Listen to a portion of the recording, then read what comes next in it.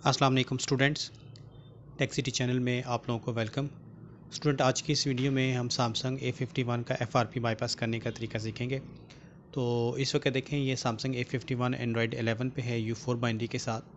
इसको रीसेट वगैरह कर दिया गया है और इसके बाद ये देख लें, ये सिक्योरिटी अलर्ट और स्किप का बटन हाईलाइट तो है बट आगे मूव नहीं करेगा फ़ोन। मैं आपको वाईफाई के साथ भी कनेक्ट करके चेक करवा देता हूँ। इसको वाईफाई के साथ कनेक्ट करके अगर आगे हम मूव करेंगे तो ये प्रीवियस स्क्रीन लॉक या जीमेल अकाउंट डिमांड करेगा। ठीक है, ये वाईफाई के साथ हमने मोबाइल को कनेक्ट कर दिया है। यहाँ पे थोड़ा सा टाइम लगता है, वेट कर लीजिएगा। मैं वीडियो फास्ट फॉरवर्ड पे चला रहा हूँ थोड़ा सा, ताकि जल्दी से जल्दी आगे आपको कम से कम टाइम पे बात समझाई जा सके। तो इस वक्त देखें, अपडेटिंग चेक करने के बाद ये अब स्क्रीन लॉक डिमांड कर रहा है। इसी को हटाने के लिए फ़ोन को रीसेट किया गया था और ये स्क्रीन लॉक अगर हमें नहीं याद तो दैन हमें फिर गूगल अकाउंट देना पड़ेगा। तो इस वीडियो में हम ये देखेंगे इसको बाईपास कैसे करना है। ये देख लें, गूगल अकाउंट पर क्लिक करते हैं तो आगे नेक्स्ट ये आपसे जीमेल अकाउंट जो है डिमांड करेगा। ठीक है, यहाँ पे भी फ़ोन इंटरनेट के साथ कनेक्ट अपडेटिंग चेक में थोड़ा सा टाइम लगाता है। ये देख लें जी, ये जीमेल अकाउंट देना पड़ेगा। तो अब हम इसको बैक पे ले जाते हैं, बिल्कुल स्टार्ट पे। और वाईफाई के साथ आपका मोबाइल कनेक्टेड रहना चाहिए। ठीक है, इस चीज़ का ख्याल रखना है और इंटरनेट एक्सेस लेने की कोशिश करते हैं इसमें। ठीक है, तो इंटरनेट एक्सेस लेने के लिए मैं इस वक्त सैमसंग FRP बाईपास टूल 2021 का यूज़ करूँगा। अदरवाइज़ आप सैम फर्मवेयर टूल को भी इस्तेमाल कर सकते हैं। तो वाईफाई के साथ देखें, हमारा मोबाइल कनेक्टेड है। डाटा केबल टाइप सी इसको लगती है, ये हमने इसके साथ कनेक्ट कर दिया। और ये सैमसंग FRP बाईपास 2020 इसको रन करते हैं एप्लीकेशन को। और इसके बाद हमने सिंपली जो है बाईपास FRP बटन पे क्लिक करना है। ठीक है, ये बाईपास FRP बटन पर हम क्लिक करेंगे तो ये देखें, स्क्रीन पे पॉपअप मैसेज आएगा व्यू का। ये ड्राइवर इंस्टॉलेशन की वार्निंग आएगी। कंटिन्यू कर लेते हैं इसको। इसके बाद देखें, फ़ोन पे जैसे पॉपअप मैसेज आएगा तो हमने व्यू बटन पर क्लिक करना है और उसके बाद फिर आगे बाकी प्रोसेस कंप्लीट करेंगे। ठीक है, ड्राइवर इंस्टॉलेशन देखें, नीचे भी नोटिफिकेशन आ रही है सिस्टम पे। और ये देखिए, ये पॉपअप मैसेज आ गया। अब अगर हम व्यू बटन पर क्लिक करते हैं तो ये यूट्यूब ओपन हो जाएगा। ठीक है, यूट्यूब ओपन होने के बाद आगे गूगल आ जाएगा। ये ब्लू बटन पर हम क्लिक करेंगे, उसके बाद नेक्स्ट करेंगे, नो थैंक्स करेंगे और अब ऊपर आपने एड्रेस टाइप करना है adrom.com/bypass। ठीक है, ये देख लें, adrom.com/bypass। ये वेबसाइट ओपन करके हमने सेटिंग्स पे चले जाना है। ओपन सेटिंग ऐप जो है, ठीक है, ओपन सेटिंग्स, इस ऑप्शन पे आपने क्लिक करना है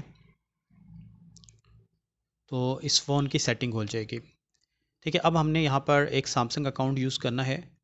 किसी भी फ़ोन पे, दूसरे सैमसंग के फ़ोन पे आप सैमसंग अकाउंट यूज़ करके उसका बैकअप कर लें। बैकअप वगैरह कैसे किया जाता है ये सारा पहले भी आपको वीडियो में बता चुका हूँ। मैं खैर डिस्क्रिप्शन पे लिंक दे दूँगा कि किस तरीके से बैकअप करना है। तो ये देखें, यहाँ पे हम अकाउंट पे आकर ऐड अकाउंट करते हैं, सैमसंग अकाउंट। यहाँ पर मैं सैमसंग अकाउंट देता हूँ, उसके बाद इसका पासवर्ड देंगे हम। ठीक है, ये वो अकाउंट यूज़ किया जा रहा है जिस पे ऑलरेडी बैकअप हमने बनाया हुआ है। ये देखें, ये अकाउंट लॉगिन हो गया। अब वेरिफिकेशन कोड मोबाइल पे आएगा, 6 डिजिट का नंबर। तो वो नंबर यहाँ पर हमने एंटर करना है।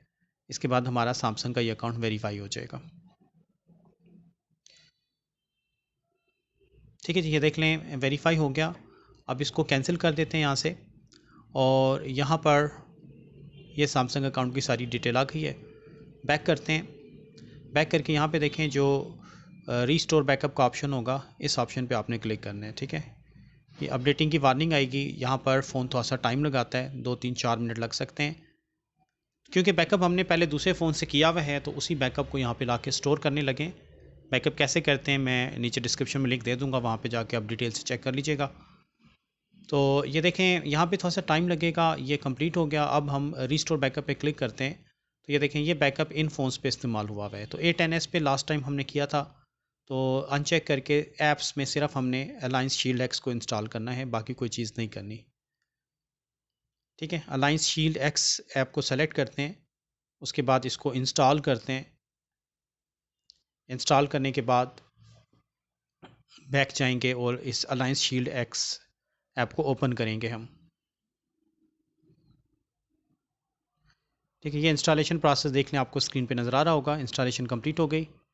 कैंसिल करते हैं, बैक करते हैं, अगेन बैक जाते हैं, बैक और ये जो एड रॉम वेबसाइट हमने कोई, तो अब हमने यहाँ से अलायंस शील्ड एक्स को ओपन करना है। ठीक है, नेक्स्ट करेंगे, नेक्स्ट।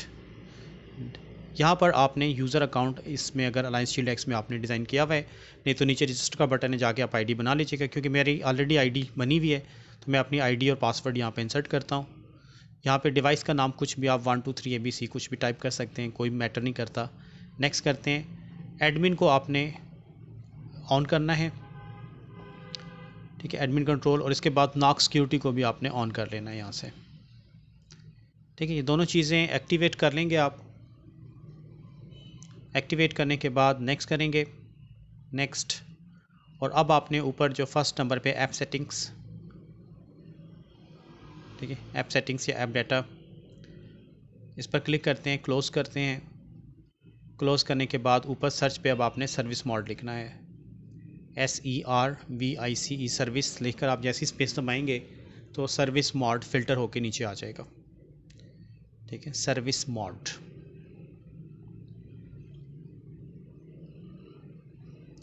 ठीक है, सर्विस मोड पर आने के बाद एक्टिविटी स्टेप पे आना है और यहाँ से सबसे नीचे आकर नीचे से थर्ड नंबर पे जो ऑप्शन होगा उसको सेलेक्ट क्लिक करके ओपन करना है और यहाँ से सेकंड ऑप्शन चूज़ करना है।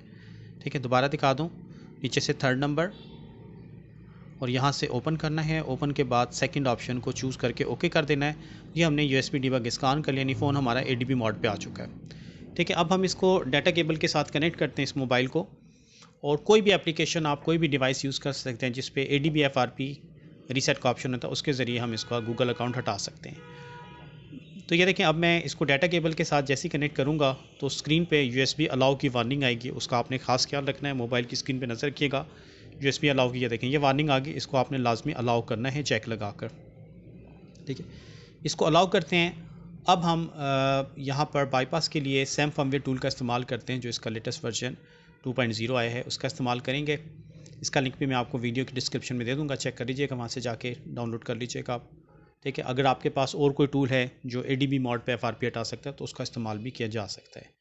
तो ये देखिए, ये सैम फर्मवेयर टूल जो है इस 2.0 जो इसका वर्जन है ये लॉन्च हो गया, और इसमें जो लास्ट टैब है एंड्रॉयड सर्विसेज, इस टैब पे आएंगे और यहाँ से आप पहले रीड इन्फो लेकर देख लें, क्योंकि ADB मोड ऑन हो चुका है फ़ोन का, तो ये आपको कंप्लीट डिटेल्स शो करेगा। यहाँ पे ये देख लें कौन सा मॉडल है, कौन सा बाइनरी कोड, कौन सा एंड्रॉयड वर्जन, सारी चीज़ें।